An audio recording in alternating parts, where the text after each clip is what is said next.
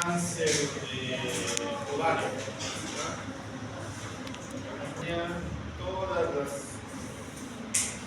hallazgos, digamos, ecográficos que pueden predecir o que pueden ser o no ser, digamos, malignos, ¿verdad? Cáncer de ovario o no cáncer. Entonces, las masas iniciales básicamente se refiere a lo que son las lesiones, a los hallazgos ecográficos o a los hallazgos por tacto bimanual de visión ginecológica que va a comprometer a la trompa y al ovario. Trompa y ovario, ya sea de forma unilateral o de forma bilateral, ¿no? Entonces, son toda la estructura aumentada de tamaño compromete una trompa, un ovario o ambos. Ahora, ¿por qué es importante? Porque al haber, digamos, un hallazgo de una masa inicial, por decir una paciente de edad avanzada, y el paciente, digamos, con un antecedente familiar de cáncer, entonces esa paciente ya tiene el riesgo, ¿no?, de que puede que esa masa inicial sea maligna, ¿no? Por eso es importante el estudio de estas masas iniciales. Ahora, estas masas, como decimos, pueden ser palpadas ya sea por una revisión ginecológica, o sea, realizando un tacto manual, digamos, palpación de los anexos, o por estudios de imágenes, ¿no?, ya sea lo más frecuente o lo más usado, una ecografía vaginal.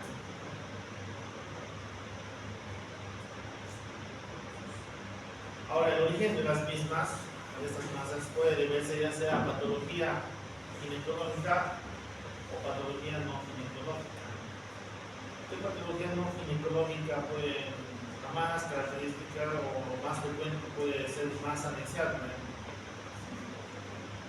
No ginecológica, pues, diagnósticos diferenciales, ¿no? Lo más frecuente es el apendicitis, ¿no? El apéndice, ¿no? El apendicitis, plastronada, masa anexial. Ahora, las masas anexiales de origen ovárico abarcan desde aquellas que aparecen en un estado fisiológico, ¿no?, correspondiente al ciclo menstrual de la mujer, como por ejemplo un quiste lúteo, que es una patología benigna, o maligna, que puede ser un cáncer de ovario. Entonces, por lo tanto, la identificación y el estudio de una masa anexial de forma sistemática correcta va a definir el abordaje terapéutico apropiado para la paciente. Ante una paciente con un diagnóstico de una masa anexial, la decisión del tratamiento se debe basar en la combinación de lo que son los hallazgos clínicos, los signos, los síntomas, el estado general de la paciente, y también se debe hacer hincapié en los antecedentes oncológicos, ya sea personales o familiares, antecedentes clínicos quirúrgicos, la utilización de los marcadores tumorales y estudios de complementación de imágenes, ¿no?, ecografías, tomografías, resonancias magnéticas.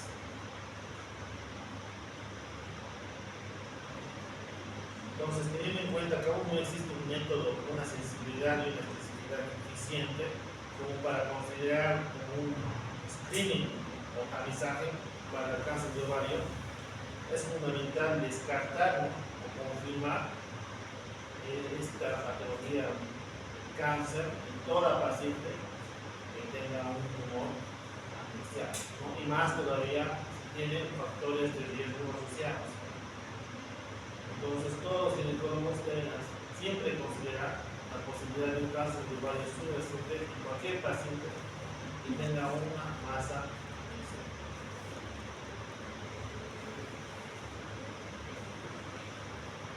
Hasta aquí más o menos está entendiendo por qué estamos viendo esto de las masas iniciales.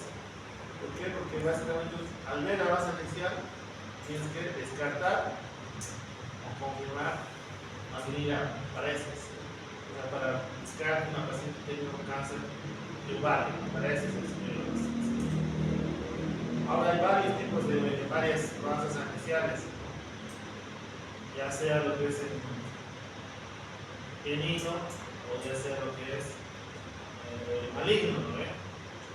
Lo más frecuente en pacientes en edad productiva, pacientes con HCG positiva, pues la masa anicial más frecuente va a ser el embarazo tópico. Toda paciente con una prueba de embarazo positiva, paciente con dolor abdominal, paciente con una ecografía que diga una masa amorfa, masa inicial, masa sólida y un anexo, obviamente que no tenga gestación dentro del útero, eso es por casi 100% seguro un embarazo tópico. Otra masa inicial que era, como mencionamos, un patrón de vitrio esmerilado, ¿no ves? Porque era el endometrioma, ¿no ves? El endometrioma es la forma clásica de presentación de la endometriosis ovárica. Otra masa inicial puede ser un quiste de ovario funcional, un quiste de cuerpo lúteo. Otro puede ser la presencia de los leiomiomas, ¿no? Los leiomiomas, especialmente los leiomiomas ulcerosos, que pueden estar en las hojas de los ligamentos anchos. Ahora, en lo que es maligno, pues el cáncer de ovario, ¿no? Hay varias de diferentes manifestaciones clínicas, ¿no? Una penetración de virtud, extensión abdominal, dificultad para la admisión, de acuerdo a los efectos de masa, o dificultad para la verificación, o cristalión, fisura y demás. Otras masas iniciales puede la infección ovárica, enfermedad periinflamatoria, el absceso tubovárico y el síndrome de Down. Si se dan cuenta, hay varias, ¿no?, patologías que pueden manifestarse como masas aniciales, ¿no?, desde lo benigno hasta lo maligno, que es el cáncer de ovario. Y uno teniendo en cuenta lo que es la clínica, el laboratorio y la característica ecográfica, entonces pasa a distinguir lo que va a direccionar a cuál de ellos es.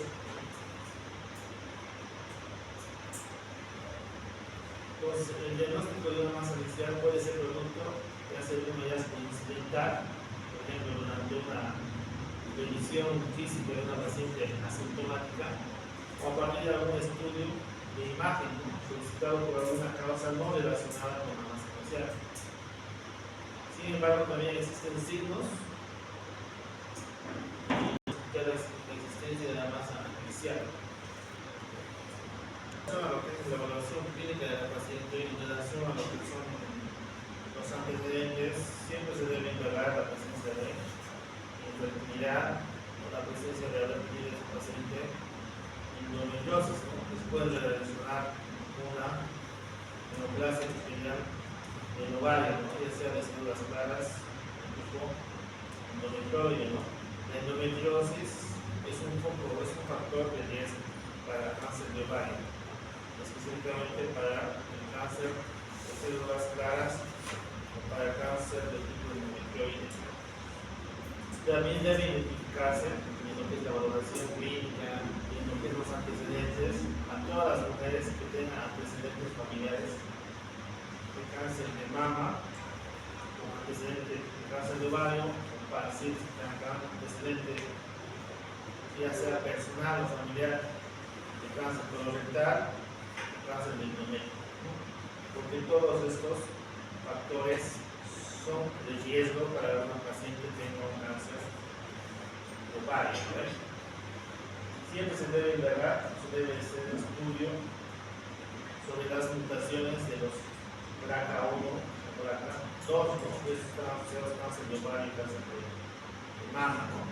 También se debe hacer el estudio si la paciente tuviese un antecedente familiar, por ejemplo, el síndrome de Littich, ¿no?, que básicamente es un síndrome que está caracterizado por la presencia de un cáncer, ¿no?, colorectal no poliposis familiar. Todos estos accidentes son riesgo para que una masa inicial pueda tener comportamiento maligno, ¿no?, que sea cáncer. En relación a lo que es el examen físico de la paciente, entonces, ¿qué es lo que puede presentar? Diversas manifestaciones clínicas, ¿no? Que tampoco van a ser específicas. Entonces, puede presentar a esto, ¿no? Lo que es una distensión abdominal, ¿no? Por efecto, por la masa inicial y también por la presencia de ascitis, ¿no? Distensión abdominal, aumento del perímetro abdominal, puede presentar dolor durante las relaciones sexuales, síntomas urinarios como compresión, exatenismo o insuficiencia adicional, dolor a la movilización de los anexos al realizar lo que es el tacto manual, o dolor a la movilización del cuello del útero, dolor pélvico y dolor abdominal. Ahora, como ya es una paciente con sospecha de que ya tenga un cáncer en ovario, entonces puede tener síntomas como dolor pélvico abdominal, fatiga, pérdida de peso, una distensión abdominal o sensación de necesidad precoz y dolor abdominal o pélvico con cambios en el funcionamiento intestinal, ¿no? Ya sea una diarrea o constipación. En relación al examen físico de una paciente con una masa inicial, entonces este debe ser un examen pélvico completo, incluido lo que es la inspección de la vulva, el cuello del útero y la vagina, ¿no? ¿Para qué? Para buscar la presencia de alguna neoplasia, ¿no? Que pueda ser origen, digamos, ¿no? De lo que son las manifestaciones clínicas que va a tener esta paciente, ¿no? Siempre se debe hacer en toda la revisión ginecológica un examen bimanual, ¿no? O sea, un examen por arriba del foro del útero y se saca a nivel de la vagina. ¿Para qué? Para determinar el tamaño del útero, para determinar lo que son los anexos, para ver si hay masas palpables, para ver si esas masas palpables son de consistencia firme, para ver si son dolorosas. También siempre se debe hacer lo que es el tacto rectal para ver o para determinar el tamaño de las masas. De igual manera, siempre se debe hacer dentro de lo que es la división una biopsia endométrica, ¿no? Especialmente en pacientes que tengan además una hemorragia uterina anormal. Y siempre debe hacerse, de acuerdo a la edad del paciente, una citología cervical o una mamografía si son pacientes mayores de 40 años. Todo esto con el fin de evaluar de forma completa el posible origen, ¿no? De la masa anexial o si está asociado a otras patologías. Entonces, cuando se identifica una masa anexial sospechosa, se debe hacer un examen también de los ganglios linfáticos supraclaviculares y también de los ganglios inguinales. Un examen mamario para buscar la presencia de masas, adenopatías y un examen axilar. También se hace un examen respiratorio con énfasis en la búsqueda de examen pleural, signos de consolidación y el examen abdominal para evaluar la presencia de ascitis. Como sabemos, en el cáncer de ovario pues, está altamente asociado a ascitis, ¿no? De la presencia de examen pleural en estadios avanzados. Ahora, uno es lo que es la clínica, ¿no? La clínica de distensión abdominal, disuria, dispareunia, masas palpables, distensión abdominal, presencia de ascitis o presencia de examen pleural, ¿no? Ahora, como complemento de estudio para lo que es el estudio de la paciente con una masa inicial, se debe usar lo que son los biomarcadores, o sea, los marcadores tumorales. Entonces, ¿en qué ayudan los marcadores tumorales? Para hacer un diagnóstico diferencial y sirven de utilidad y te dan el diagnóstico de mayor probabilidad de malignidad cuando son niveles elevados, ¿no? Ahora, hay varios tipos de marcadores tumorales que se utilizan en lo que es el cáncer o en el protocolo de manejo de una masa anexial. paciente que tenga edad fértil, o sea, una paciente que todavía esté con los ciclos menstruales. Entonces, uno de los factores tumorales más básicos es la HCG cuantitativa. La HCG cuantitativa, uno, te diagnostica el embarazo. Otro examen que se puede realizar es un hemograma completo. Por ejemplo, que tengas una paciente con una masa inicial, paciente que tenga leucocitosis, con lesión de izquierda, o paciente que tenga fiebre, entonces eso automáticamente te va a direccionar a hacer un diagnóstico de un absceso, un absceso tubovárico, secundario a lo que es una enfermedad térmica inflamatoria. Ahora,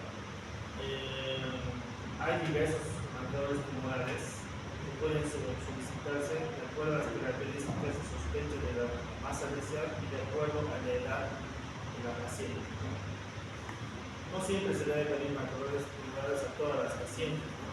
Por ejemplo, pacientes que tengan un hallazgo ecográfico, digamos, de una masa inicial de unos 3 centímetros, una masa inicial como esta, ¿no? Con contenido líquido puro, con contenido licoico, y que esté además en un estado premenopáusico, o sea, menos de 45 años, entonces no se recomienda, ¿no?, la utilización de marcadores tumorales. Ahora, el biomarcador más utilizado, que se utiliza en el estudio de las masas iniciales, es el CA125, ¿no? Es un biomarcador que puede elevarse en pacientes que tengan cáncer epitelial global, cáncer de trompa de Falopio y neoplasia peritoneal renal. Este marcador es específico para cáncer epitelial global, ¿no? Porque en relación al cáncer global hay 3 tipos, ¿no? Epitelial, de las células terminales, cáncer de estroma o los cordones sexuales. Este solo sirve para el cáncer epitelial, ¿no? Y este marcador tampoco es un marcador específico. O sea, el hecho de que este marcador esté elevado en una paciente, digamos, con una masa inicial, tampoco debemos llevar de forma clara determinar que esa paciente tiene, ¿no?, cáncer. Solamente sirve para valorar el riesgo, no es específico. Y tampoco se eleva solamente en condiciones neoplásicas, cáncer, ¿no? También se puede elevar en condiciones benignas, no neoplásicas, como también no ginecológicas. Ahora, cuando se va a utilizar este marcador con scores de riesgo, en especial asociado a lo que es la ecografía, entonces se maneja un valor de corte de 35 unidades por ml. O sea, cuando tienes una paciente con masa inicial y un valor de más de 35, entonces sí tienes que hacer un mayor estudio para valorar si esa masa fuese o no fuese maligna. Este CA125 va a estar expresado por 80% de los cánceres epiteliales globales. Este va a estar elevado en el 90% de los estadios avanzados del cáncer global, pero se va a incrementar solamente en el 50% de los pacientes con estadios iniciales, estadio 1. Y la sensibilidad y la especificidad va a ser más alto en las mujeres en estado postmenopáusico. Como ven acá, como dijimos, más específico o más elevado en cáncer epitelial global, ¿no?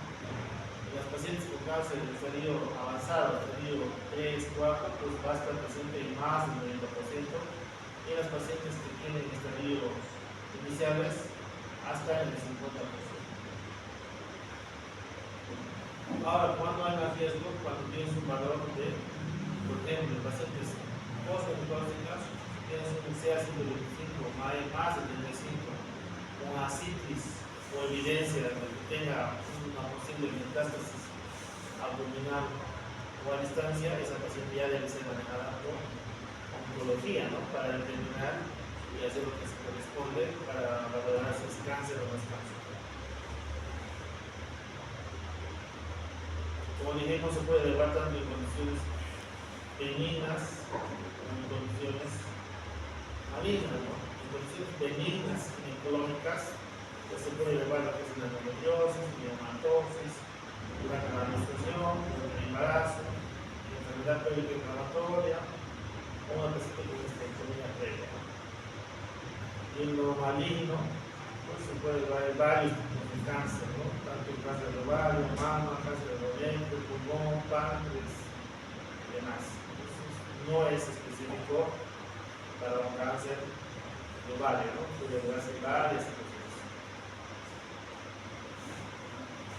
Otro biomarcador que también se utiliza en el estudio de las masas anexiales es el HB4, que es eso, el antígeno 4 del equilibrio humano, ¿no? Este biomarcador va a ser más específico, ¿no? Que el CA125 va a presentar mayor sensibilidad, ¿no? En estudios iniciales llevaron a un 76% y mayor especificidad, ¿no? Ya que no va a estar aumentado condiciones fisiológicas benignas y infecciosas. Solamente va a estar aumentado en pacientes que tengan cáncer. Ahora, en relación a los valores de referencia, va a variar de acuerdo a la edad de la paciente. Hay varios valores. Ahora, ¿para qué sirven estos dos marcadores?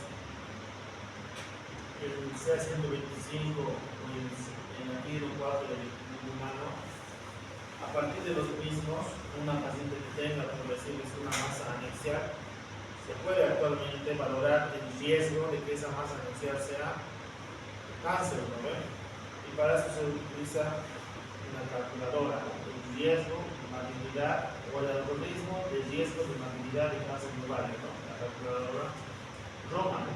Que básicamente te va a tomar parámetros de, uno, el estado de la paciente en relación a si es una paciente premenopáusica o paciente postmenopáusica, que va a tomar en cuenta el valor del CA125 obtenido por el laboratorio que se le pide y el valor del antígeno 4 del equilibrio humano, ¿no? Entonces, si cuando se puede, cuando tengan tiempo, van a ver, esta calculadora es de fácil acceso, ¿no? Está en internet, ¿no? Entonces solamente es poner los valores, ¿no? Que vas a tener en tu paciente, ¿no? Por ejemplo, aquí hemos hecho como un ejemplo una paciente, por ejemplo, postmenopáusica, o sea, más de 35 años, paciente que digamos que tenga un marcador tumoral, sea 125 más de 35 y un valor de 50 y un valor de 4 de equilibrio humano de 90. Entonces, según la calculadora, te da un riesgo alto de que esta paciente tenga cáncer de ovario. Obviamente esto es escalas de riesgo, no es diagnóstico. El hecho de que diga que alto riesgo no quiere decir que esa paciente tiene cáncer, ¿no? Simplemente te va a dirigir a la posterior conducta que va a tomar esa paciente, ¿no? Otros biomarcadores que también se utilizan a partir del CA125 o aparte de lo que es el antígeno 4 del equilibrio humano, especialmente en mujeres menores de 40 años, deben ser marcadores que van a incluir, que van a direccionar hacia la posibilidad de un tumor de células cognitivas del ovario o una neoplasia de lo que se los colores sexuales. Entonces, ¿qué marcadores también se puede pedir? La HCG, el lactato de deshidrogenasa, la alfa-fetoproteína o la inhibina. En relación a lo que son los tumores de las células criminales, marcadores específicos o marcadores de mayor utilidad ante este tipo de tumores son la alfa-fetoproteína y la HCG.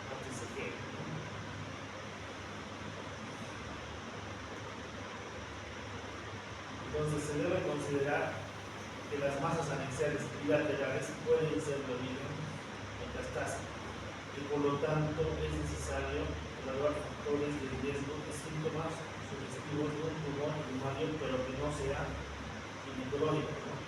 Y por lo tanto se puede complementar, ¿no?, al estudio de estos pacientes pacientes con masas iniciales bilaterales con los marcadores tumorales como el antígeno carcinogénico, el CA19-9 o el CA15-15, ¿no? Los cuales pueden orientar, ¿no?, hacia el diagnóstico de un adenocarcinoma gastrointestinal, a un cáncer de páncreas o un cáncer de pulmón. Entonces, a partir de lo anterior y asociado a lo que es la ecografía, para lo que es el estudio de las masas anunciables, se utilizan lo que son los scores de riesgo, ¿no?, con puntajes de riesgo. Siempre se hace mamografía transvaginal en toda paciente, ¿no?, que tenga sospecha de masa anuncial.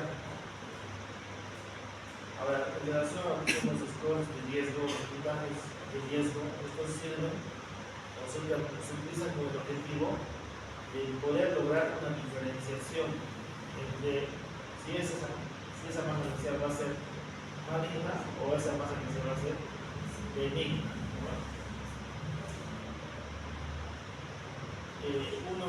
Hay varios factores, ¿no?, como el LMI, el ROBA, el ADMEX y también es el otro, el ORAX, ¿no?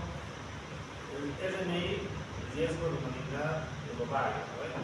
Este básicamente va a ser un análisis del estatus de la menopausia, o sea, en qué estado de la menopausia está la paciente. Va a usar la ecografía tomando en cuenta los parámetros de riesgo, y va a usar el marcador tumoral, será 125, ¿no? Entonces, este es el LMI, ¿no?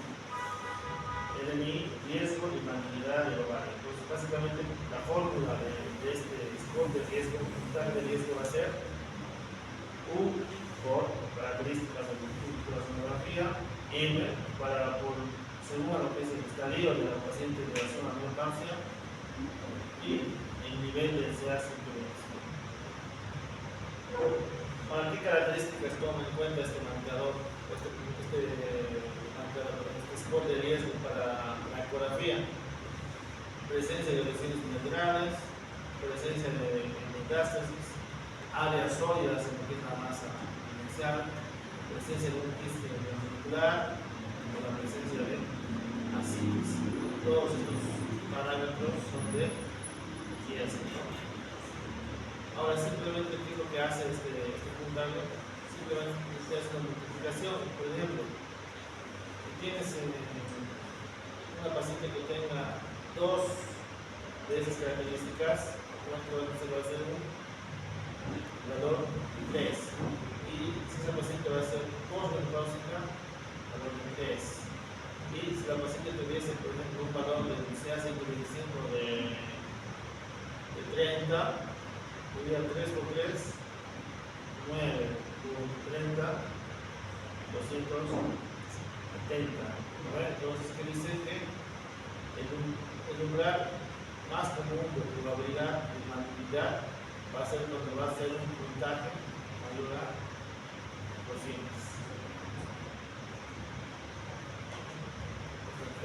Casi es un ejemplo, ¿no? Esto es lo que te da la calculadora, ¿no? El puntaje de lo que es el LMI.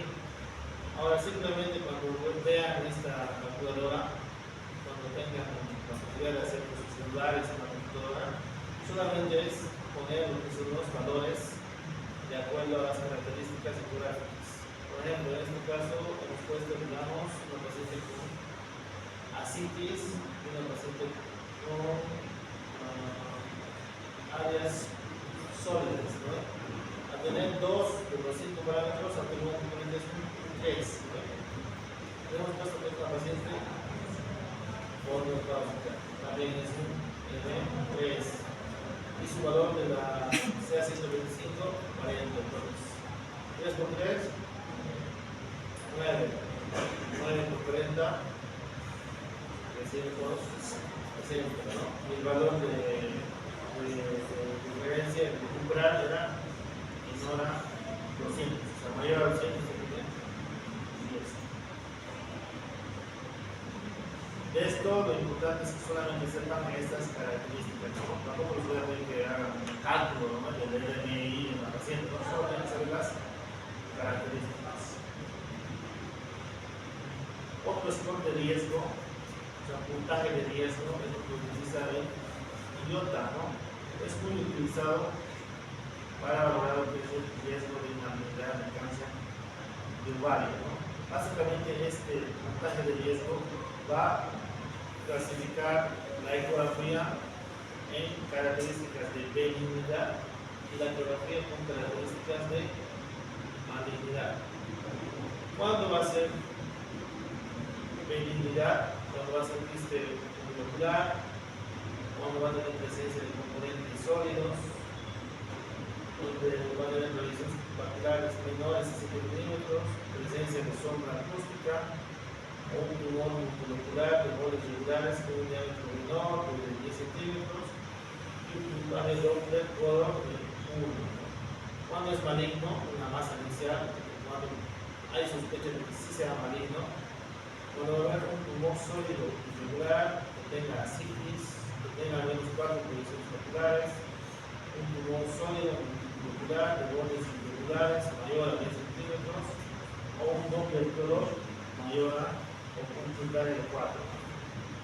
Aquí está, ¿no? Benignidad y malignidad. Benigno, tumor molecular. Tumor que tenga una proyección ocular menos de 7 milímetros, con un tamaño menor a 7 milímetros, la presencia de sombra acústica, un tumor multilocular de borde irregular, pero menor a 10 centímetros, que tenga un Doppler de 1, son todos benignos. ¿Cuándo dices que es maligno? Cuando hay un tumor sólido, irregular, presencia de asitis,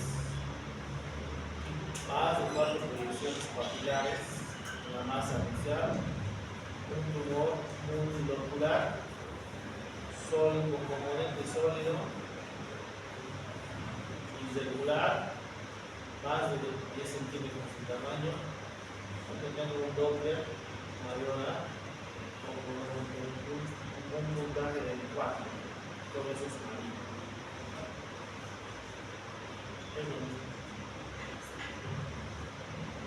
Ahora, otro puntaje de riesgo, score de riesgo, es el que utiliza el modelo de ATMEX, ¿no? Este modelo es un modelo de predicción de riesgo que va a distinguir de forma confiable entre tumores iniciales de ovario benignos, los limítrofes, invasivos en el estadio temprano, invasivos en el estadio 2, 4 y metastásicos secundarios. Entonces, ¿qué es lo que va a tomar en cuenta este puntaje? Va a tomar en cuenta la edad de la paciente, va a tomar en cuenta si la paciente pertenece o no pertenece a un centro de atención oncológica, va a tomar en cuenta el diámetro máximo de la lesión, el diámetro máximo de la parte sólida de la lesión, la presencia de glóbulos quísticos, la presencia de proyecciones papilares, presencia de sombra acústica y la presencia de asitis, ¿no? Como marcadores ecográficos. Como marcadores laboratoriales, va a tomar en cuenta el CA125. Igual, ¿no? Simplemente es poner la edad de la paciente, marcar cada uno de los parámetros que requieren y a partir de lo mismo le va a dar un puntaje, ¿no? Por ejemplo, esta paciente tenía 50 años, no pertenece a un centro oncológico, la visión máxima mide 150 milímetros, o sea 15 centímetros, pero con un componente sólido de 70 milímetros. Globos quísticos no hay, o hay de 6 a 10, proyecciones papilares tienen 3, sola acústica negativa y sí tiene asitis. Valor del CA125 de 36, o sea por encima de 35, ¿verdad? Entonces, ¿qué nos dice esta calculadora?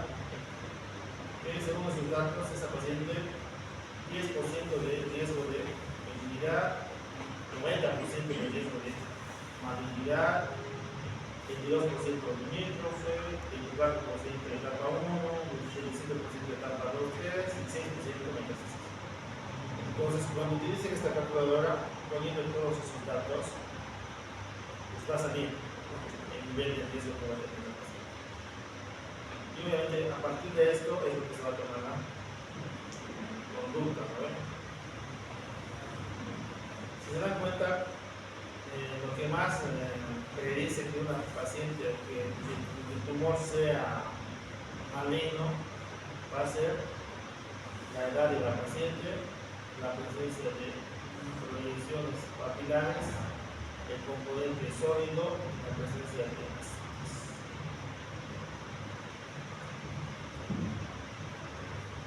Ahora, otro puntaje de riesgo es el score de GIRATS.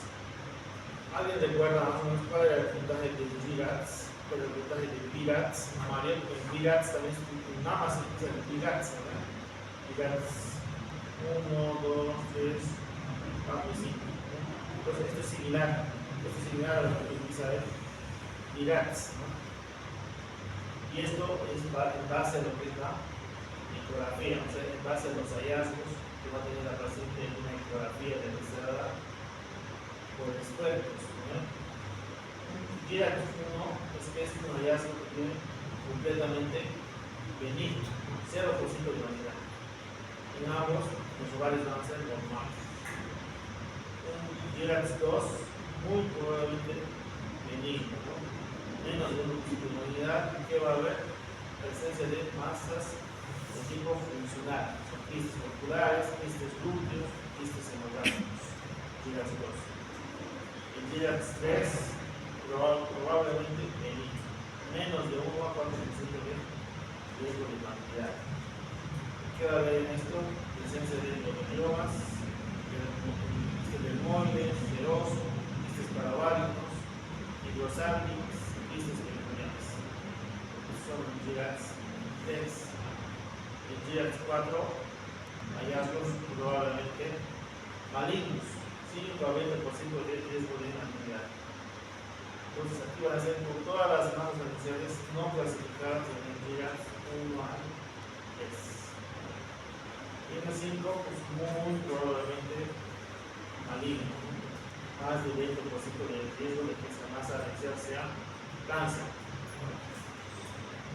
Y aquí ya se mencionan los criterios de sospecha, ¿no? ¿Cuáles serán? Masa ascites, tumor sólido, componente sólido, multilocular, irregular, más de 10 centímetros, el Doppler positivo, el puntaje 4, ¿no? Todos esos son malignos. Otro de los criterios es el ORACS, ¿no? Es uno de los más recientes, recomendado y realizado por el Colegio Americano de Radiología, ¿no? Básicamente esto va a describir un léxico estandarizado, ¿no?, para las lesiones ováricas y axiales, pero se basa en lo que es la terminología del IOTA. Y el objetivo final va a ser aplicarlo a una clasificación de estratificación de riesgo para un seguimiento de manejo clínico. En relación a ORACS, se tiene un ORACS tanto ultrasonográfico y un ORACS por resonancia magnética. Siempre se hace primero en base a un ORACS ultrasonográfico, ¿no? Cuando no se permite a partir de este determinar el riesgo, entonces se puede hacer el ORACS utilizando lo que es la resonancia magnética.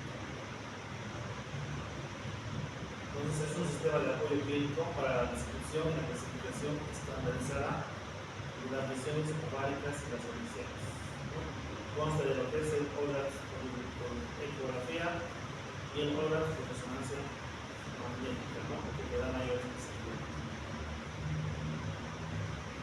Entonces a partir del ORACS es lo que se va a determinar igual, ¿no?, puntajes de riesgo, ¿no?, scores de riesgo, ¿no? Estadio 0, entonces el estudio es incompleto, ¿no?, evaluación no adecuada. El ORACS 1 es que el ovario va a tener características normales, no va a haber lesión en el ovario, ¿no?, por lo cual no corresponde al tratamiento. El ORACS 2 va a haber hallazgos benignos, ¿no? ¿Cuáles son los hallazgos benignos? Quistes de ovario, quistes heteroténicos, ¿no? El ORACS 3, bajo riesgo, Tórax 4, 10 intermedio y tórax 5, alto 10. Pero todo esto basado en los criterios ecográficos del IOTA, ¿no? Estos.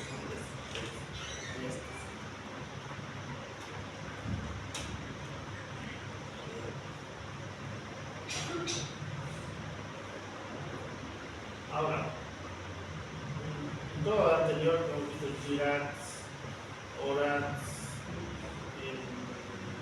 ATEX, ¿no? Entonces todo eso se usa lo que es la ecografía translaminar, ¿no? Ahora la ecografía translaminar se considera que no es recomendable utilizarla como un método de tamizaje, ¿no? En la población general. Solamente sería recomendable realizarlo de forma rutinaria en pacientes que tengan mayor riesgo de que tengan cáncer de ovario, que una masa inicial que tenga sí sea cáncer, ¿no? O sea, pacientes que tengan antecedente familiar, ¿no? De cáncer de mama, síndrome familiar de cáncer de ovario, síndrome familiar de síndrome de Lynch, ¿no? Pacientes que tengan endometriosis, pacientes que tengan obesidad y demás. Entonces, por eso es una situación donde puede ser útil en los pacientes de alto riesgo, pre y postmenopáusicas, y especialmente los pacientes que tengan mutación de los gen BRCA1 o BRCA2. Ahora, siempre que se hace una ecografía transvaginal, siempre se debe pedir o valorar lo que es la vascularización en un cambio de Doppler, ¿no? Para valorar el riesgo humano. Entonces, ¿cuáles son las características ecográficas de malignidad? Ya mencionamos anteriormente, ¿no? Las del IOTA, ¿no? Pero ¿qué menciona acá? Paredes gruesas, irregulares, proyecciones papilares, que tengan un componente congénito de aspecto sólido, con un doble vascular, paciente que tenga asociación de ascitis o que tenga nódulos en el peritoneo. Es básicamente lo mismo, ¿no? Porque dijimos lo que es en el IOTA, ¿cómo era? Ascitis, otro componente sólido, ¿no ven? Otro tumor multilocular mayor de 10 centímetros, irregular. Después había lo que es tumor con proyecciones papilares, ¿no? Más de 3, un tumor que tenga un doble positivo de tal impacto. Son características que esa masa facial sí sea cáncer. Ahora, otro método de diagnóstico para las masas iniciales es la resonancia magnética, ¿no?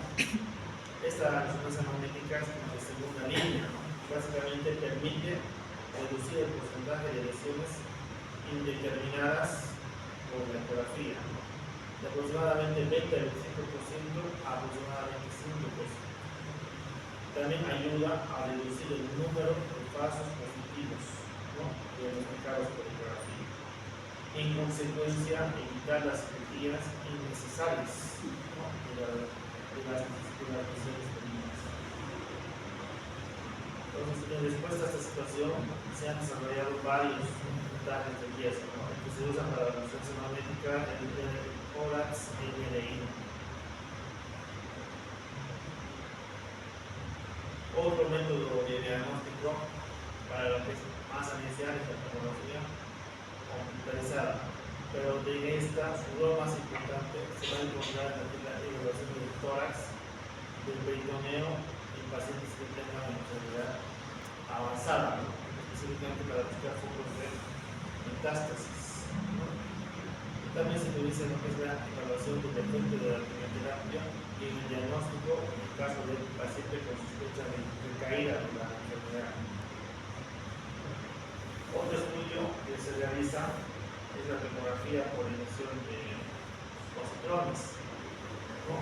Esta es muy útil en la detección de las recaídas, cuando las imágenes radiológicas van a ser negativas, pero va a haber una paciente que tiene un tumor un marcador tumoral que va a estar en ascenso.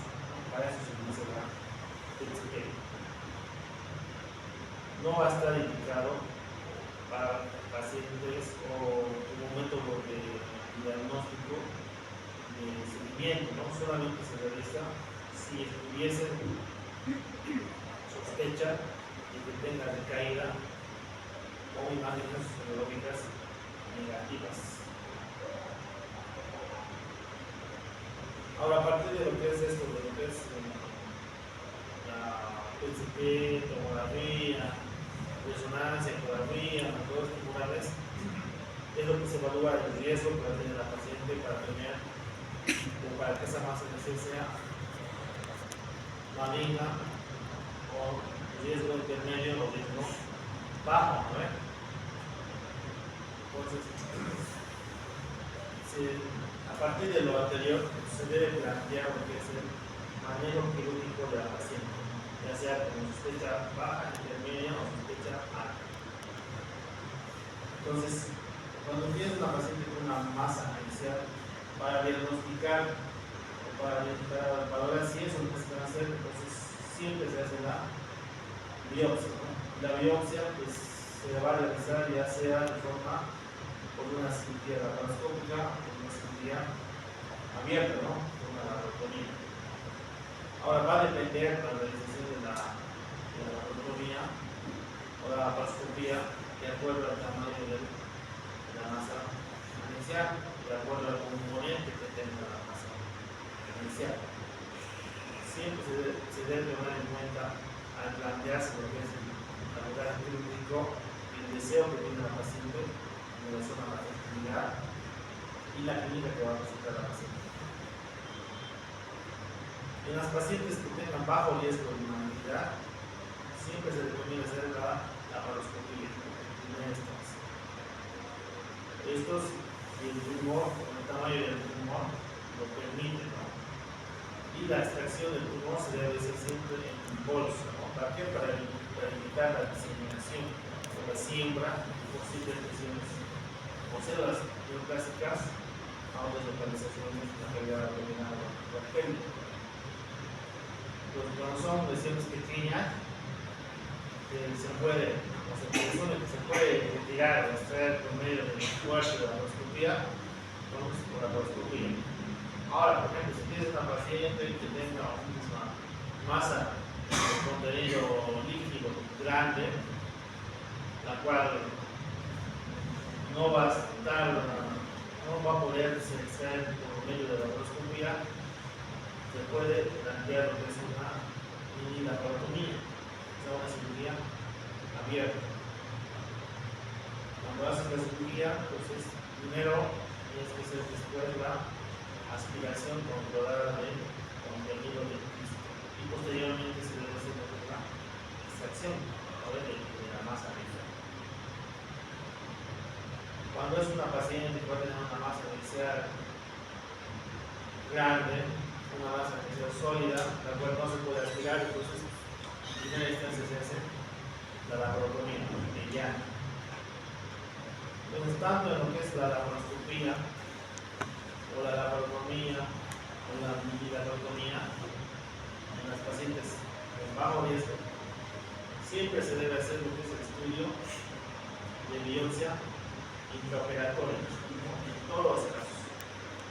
Por lo cual siempre debe hacerse en hospitales que cuenten con unidad de anatomopatología, ¿no? Para hacer una biopsia transoperatoria y tomar la conducta de acuerdo a la hallazgo que te va a dar la patología, ¿no? Si tienes un estudio de biopsia transoperatoria negativo para la malignidad, entonces estaría concluido el tratamiento con la simple apendicectomía, ¿no? Ya sea el ovario o el ovario de Roma.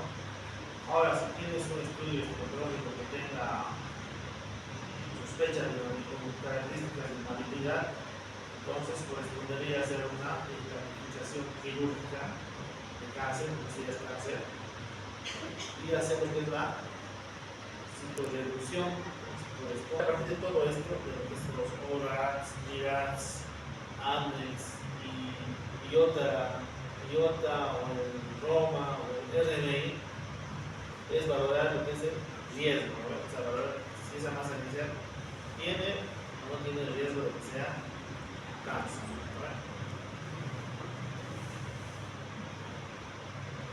Entonces, cuando era un riesgo bajo, un riesgo bajo intermedio, se puede optar por 3 cirugías, ¿no? Uno va a ser una laparoscopía. ¿Cuál es la laparoscopía? Cuando tienes una masa inicial que pueda extraerse por los puertos de laparoscopía, ¿no? Pero siempre se recomienda que la extracción sea en una bolsa, ¿no? ¿Qué bolsa utilizan generalmente? El condón, ¿no? ¿Para qué? Para evitar la siembra de las células, posibles células neoplásticas en la cavidad pélvica o abdominal. Cuando son masas grandes, digamos, si es 10 centímetros, pero con contenido líquido, hacer la laparoscopía no está recomendado. ¿Por qué? Porque si vas a hacer la laparoscopía y vas a funcionar, puede que el contenido de esa quiste se vaya a la cavidad pélvica, por lo cual no se hace la laparoscopía. Tienes que hacer una mini laparoscopía, ¿no? ¿Qué hacen? Hacen la mini laparoscopía, aspiran el contenido del quiste con el mayor cuidado de que no vaya a demás lugares de la cavidad pélvica o la pared abdominal, y después hacen la extracción, ¿no? Ya sea el quiste, el ovario o el tronco. Cuando son quistes grandes, quistes sólidos, los cuales no se puede aspirar, entonces primero siempre se hace la laparoscopía mediana intraumbilical. Siempre se hace mediana intraumbilical. No se hace lo que es la laparoscopía de tipo estético, ¿no? La laparoscopía de tipo Hammerstein. ¿Por qué? Porque cuando, por decirte, tengas un hallazgo de biopsia intraoperatoria que te diga que es cáncer, entonces al hacer una decisión Hammerstein no vas a poder tener un abordaje completo de la cavidad abdominal, por lo cual se hace mediana intraumbilical y ahí haces lo que es la ampliación, ¿no? Ampliar mediana supra intraumbilical. Ahora, una vez que has determinado el abordaje quirúrgico que vas a realizar con la paciente, siempre se hace la biopsia, ¿no? ¿Cómo se hace? Primeramente se hace el ingreso a la cavidad abdominal, ya sea por la laparoscopía o ya sea por la laparoscopía. Una vez que se ingresa a la cavidad abdominal, se debe hacer una exploración completa de la cavidad, ¿no? Se debe hacer una evaluación de la presencia de líquido, ver las características del líquido que va a haber, evaluación de los recesos hidrogónicos derecho, izquierdo, evaluación de lo que son los espacios subdiafragmáticos, ver las características del peritoneo parietal, valorar lo que es el peritoneo.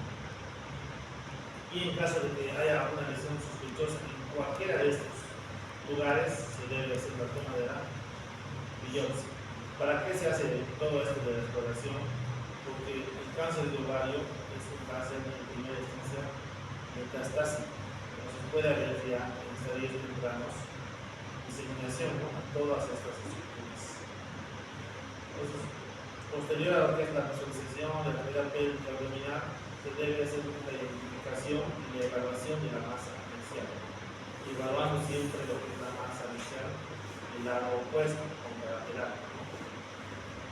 Cuando hay líquido peritoneal, siempre se debe hacer también la citología, ¿no? Del líquido para valorar si tiene células neoplásticas. En caso de no haber líquido, se puede hacer un lavado peritoneal con solución fisiológica y seguidamente tomar muestra.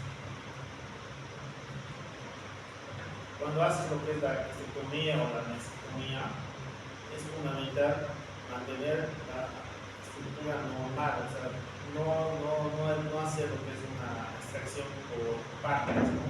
Sino extraerlo de forma completa, ¿no? Y se debe hacer lo que es la biopsia intraoperatoria de la muestra que has obtenido, ¿no? Ya sea de la muestra del quiste del ovario o de las muestras que has tomado, por ejemplo, en el pilón o has tomado muestra en el peritoneal, ¿verdad? Y siempre se debe hacer lo que es no se debe realizar lo que es la finalización de la cirugía hasta que el patólogo te diga si es benigno o si es maligno, ¿no? De ser maligno, entonces se debe continuar con la cirugía para hacer lo que es la estratificación quirúrgica completa y la cinturreducción si corresponde. Ahora, si es una paciente con sospecha de secundarismo, pues se debe finalizar el procedimiento hasta la confirmación diagnóstica de biopsia por diferido. Y si tienes hallazgos benignos, entonces estaría completado el tratamiento con la extracción, ya sea de la trompa, el ovario y el anexo. Si se dan cuenta, siempre se debe hacer entonces este tipo de cirugías de masas anexiales sospechosas en unidades donde tenga manejo por oncología. ¿Por qué? Porque si es positivo para cáncer, entonces esa paciente tiene que pasar a una rutina de ovario. ¿Qué es la rutina de ovario? Pues cuando sacan lo que es la trompa, los ovarios, sacan el útero, sacan lo que es el epitronco, sacan el apéndice y en caso de compromiso del intestino, sacar pedazos del intestino. Ahora, cuando es una paciente que tenga una masa anexial sospechosa, según lo que es el puntaje de riesgo, ya sea por el RNI, por el IOTA o por el GIRAD, por el modelo de ADNEX, entonces se puede realizar o está recomendado siempre realizar en primera instancia una laparoscopía exploradora para de forma más exacta o precisa ver, ¿no?, si esa paciente ya tiene cáncer y determinar qué grado de cáncer puede tener. Cuando se hace lo que es la cirugía, lo que es el cáncer de ovario, se llama lo que es la cinturreducción. La cinturreducción básicamente es la cirugía en la cual se tiene por objetivo eliminar la mayor cantidad posible de tumor dependiente del cáncer de ovario. Ahora, de acuerdo a lo que es la tecnología, hay tres tipos de cinturreducción que se manejan. La reducción completa es cuando se va a lograr sacar toda la cantidad posible de tumor y dejando ausencia de enfermedad macroscópica residual, no va a haber. Residual óptima, supervisión óptima es cuando la enfermedad residual, o sea, el tumor que todavía va a permanecer en la cavidad, va a ser menor de un centímetro. Supervisión subóptima, cuando va a haber tumor macroscópico más de un centímetro. ¿Cuál es el procedimiento quirúrgico? Una vez que has abierto el peritoneo en una paciente con alto riesgo de lo que es la sospecha de malignidad, se debe hacer igual que la anterior, una evaluación completa de la cavidad abdominal pélvica, ¿no? Evaluación de lo que es el abdomen, abdomen superior, cúpulas subaracnoides, hígado, vaso, intestino, pelvis, útero, fondo de saco, recto, vejiga, ¿no?, para ver si no hubiese implantes metastásicos del cáncer de ovario, ¿no? Ahora, una vez que has hecho lo que es la visualización completa de la cavidad abdominal pélvica y has tomado muestras de cualquiera de estas localizaciones, o has tomado o has hecho lo que es una extracción del ovario o una extracción de la trompa con características de malignidad y has determinado por biopsia transoperatoria que es maligno, igual con lo que el anterior, si corresponde, si se puede hacer, pasaría a que esa paciente se haga una estadificación quirúrgica y posteriormente, si corresponde, examen y de acuerdo a la clasificación quirúrgica realizar una resolución si el estadio no lo amerita.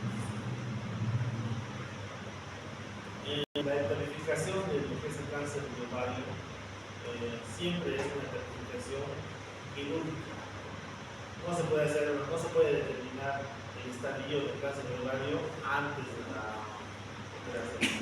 Siempre es con la operación y de acuerdo a los hallazgos que tiene el ovario, los hallazgos que tienen de las muestras que toman, ¿no?, de los áreas sospechosas de metástasis. Eso a diferencia de lo que es el cáncer de cuello uterino, ¿no?, donde ya se puede hacer una identificación a partir de la simple dirección clínica, ¿no?, de la paciente. Ahora, ¿cuándo debes derivar automáticamente a una paciente a ginecología oncológica?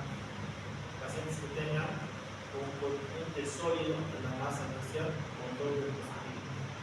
Pacientes que tengan más de 4 proyecciones papilares en la masa inicial, presencia de tabiques irregulares, múltiples gruesos o presencia de ascitis o implantes peritoniales. Y también pacientes que tengan masas iniciales bilaterales. Entonces, todo lo anterior, esto de lo que es manejo, estudio de la masa inicial, bajo riesgo, un riesgo intermedio, o lo que es un riesgo alto de malignidad, te sirve para que tú diagnostiques si la paciente va a tener cáncer de ovario, que es el objetivo de este tema, ¿no? En relación a lo que es cáncer de ovario, los cánceres de ovario familiares, ¿no?, células neoplásticas originadas en el ovario, ¿no?, ya sea de las células epiteliales, ya sea de las células germinales o ya sea del estroma o de los colones sexuales, ¿no? Pero cuando vean un estudio cáncer de ovario, básicamente la denominación de cáncer de ovario se refiere a cáncer que va a ser originado en las células epiteliales, ¿no?, porque este es el cáncer con mayor frecuencia, más del 90%. Hay tres grupos principales de cáncer de ovario, histológicamente relacionados con uno de los compartimientos ováricos. El objeto de estudio, los tumores del epitelio superficial, los tumores del epitelio urinary. Estos derivan del epitelio xenómico del revestimiento del ovario. Más del 90% de todos los cánceres de ovario son epiteliales. Y de estos, el más frecuente es el carcinoma seroso de alto grado. Otro de los tumores de cáncer de ovario es el tumor del estroma de los colones sexuales. Estos se van a relacionar con los fundamentos propios de la corteza de la médula ovárica, 4%. Y el otro grupo, los tumores de las células germinales, ¿no?, un grupo de más o menos el 5% de las células. Y el restante 1% sería correspondiente a neoplasias poco frecuentes y la mayoría de ellas benignas. Y para que como recuerden, estos tres son los orígenes de los cánceres de ovario con mayor de estudio. El más frecuente, cáncer epitelial de ovario, cáncer seroso de alto grado. Entonces, como dijimos, hay tres orígenes del cáncer de ovario. Un origen a partir del epitelio superficial del revestimiento, ¿no?, los cánceres serosos, mucinosos, el tipo de microide, células claras y transición, como el tumor de Brenner. Cánceres de las células germinales, los discerminomas, tumores del saco uterino, carcinoma embrionario, colicarcinoma, teratomas. O de los colones sexuales y el estroma, de las células de la verdosa, de los tecomas, de las células de Sertoli, o de las células de Sertoli y Leydig. De estos, el más frecuente y el que nos interesa, el que se estudia es este, cáncer epitelial, el cáncer seroso de alto grado. Ahora, el cáncer de ovario, cáncer de seroso de alto grado, cáncer epitelial, como dicen en el resumen, es uno de los tumores ginecológicos más comunes, ¿no? Casi el 50% de los casos se presentan en las unidades de edad avanzada, más o menos a partir de los 65 años, ¿no? Es la sexta causa más frecuente de muerte en cáncer en las mujeres. Y hay un número estimado de casos nuevos en funciones para el año 2025, nuevos, más o menos 20.890, y de funciones más de la mitad, ¿no? Casi un 60%, 12.720. Ahora, ¿cuáles son los factores de riesgo para el cáncer epitelial del ovario? El factor de riesgo más de mayor estudio es el envejecimiento, ¿no? Arriba de los 75 años. Otro factor de riesgo que ya mencionamos, antecedente familiar de cáncer de ovario. Tener una paciente o un pariente de primer grado, que sea madre, hija o hermana, que tenga cáncer de ovario. Riesgo heredado, paciente que tenga mutación de los genes BRCA1 y BRCA2, paciente con antecedente de otras afecciones cancerígenas como el síndrome de Lynch, ¿no? O una cáncer colorectal no politóxico hereditaria, ¿no? Presencia de endometriosis, paciente que tenga terapia hormonal de reemplazo en la posmenopausia, paciente con obesidad, paciente con índice de masa corporal alto y paciente que tenga una estatura alta. Todo eso está relacionado con riesgo de cáncer de ovario. Obviamente los elementos de mayor riesgo, el envejecimiento y los antecedentes familiares, ¿no? Puede ser familiares, BRCA1 y el síndrome de Lynch. Lo demás no está tan estudiado. En relación al cuadro inicial, es posible decir que el cáncer de ovario no va a tener manifestaciones clínicas en estadios tempranos, o sea, estadio 2. Solamente van a estar presentes las manifestaciones clínicas cuando los pacientes ya van a tener un estadio avanzado. Son un cáncer de estadio 3 o cáncer de estadio 4. ¿Qué manifestaciones clínicas puede tener? Varias, ¿no? Varias que no son específicas.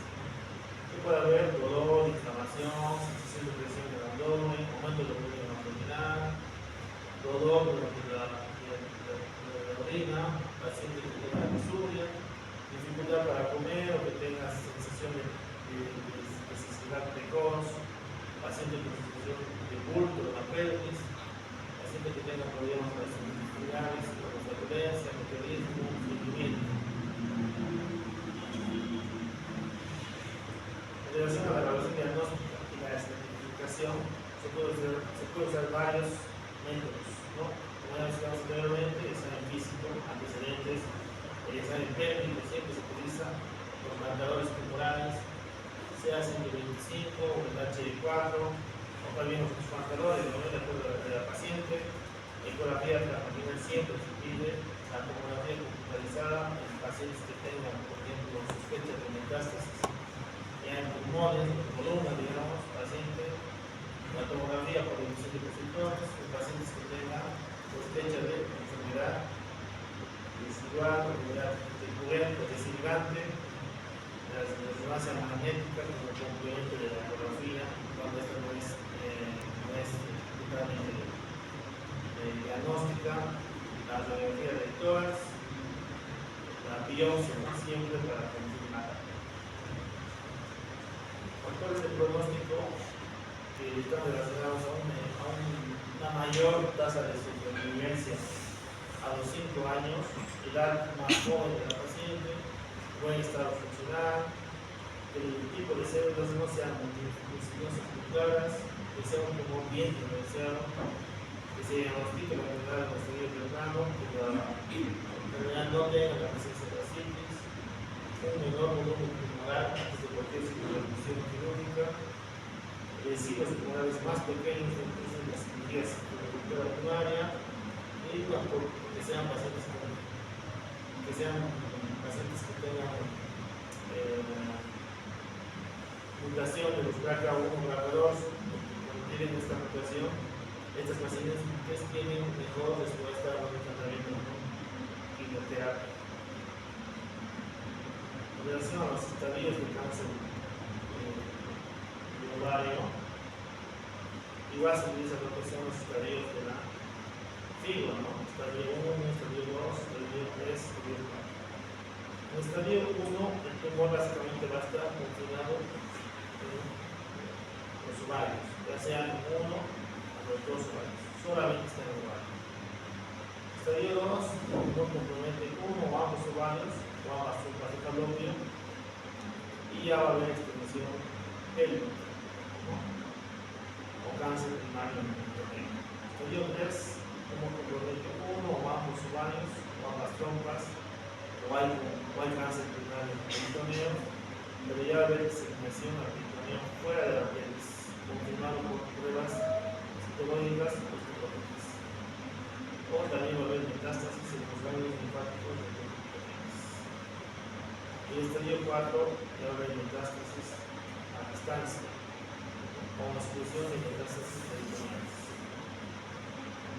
Ahora, en relación a lo que es la división de cada estadio, pues hay estadios varios, ¿no? 1A, 1B, 1C, 1C1, 1C2, 1C3.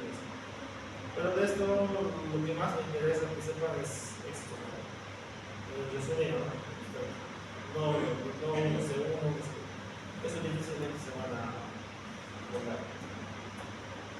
Ahora, ¿para qué se manejan los estadios? Porque los estadios también son factores pronósticos, ¿no? De enfermedad.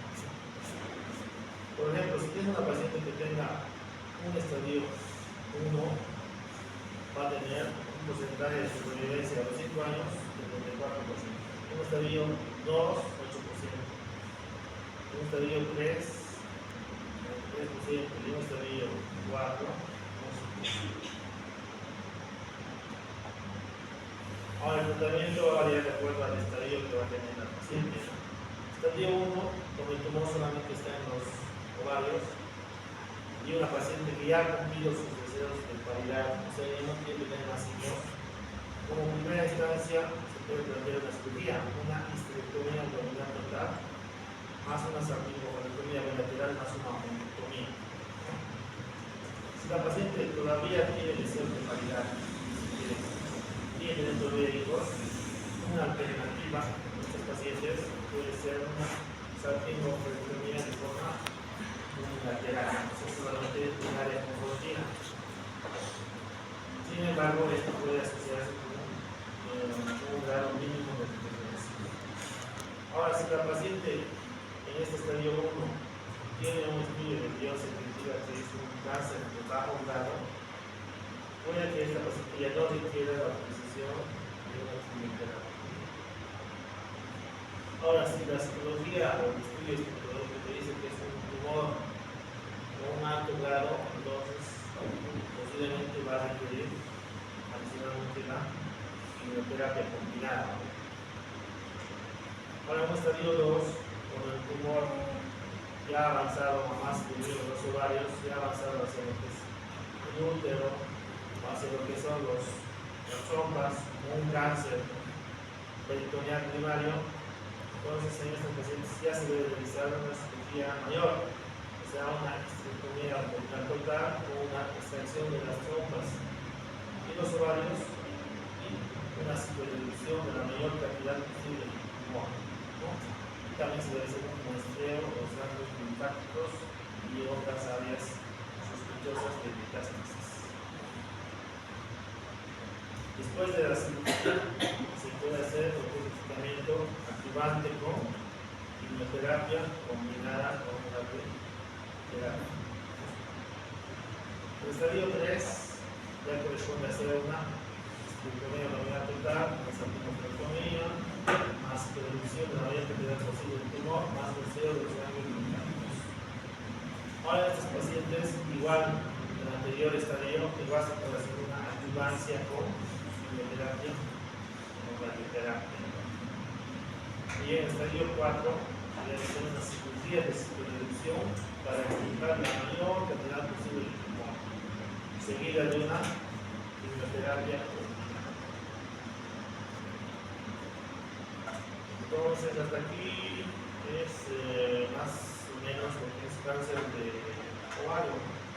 Lo importante de esto es que antes de que una paciente llegue a un cáncer de ovario, entonces se debe hacer énfasis en los factores de riesgo, porque tiene una paciente, ¿no? Y a partir de los factores de riesgo, pues realizar los puntajes de riesgo para, a partir de los mismos, determinar el abordaje quirúrgico que se va a realizar en la paciente. Obviamente, la mayoría de estos se diagnostican en estadio tardío, estadio 3, 4, por lo cual tiene una alta tasa de mortalidad, a diferencia de lo que es cáncer tipo uterino, cáncer de vulva o cáncer de mama. Para que, igual que en el anterior examen, para que tengan un puntaje adicional de 10, les voy a mandar una distribución más o menos de trabajo de tarea para que hagan eso y tengan 10 adicional. Pero esta vez tienen que hacerlo todos, ¿no? Porque en el anterior creo que algunos hicieron, pero no presentaron.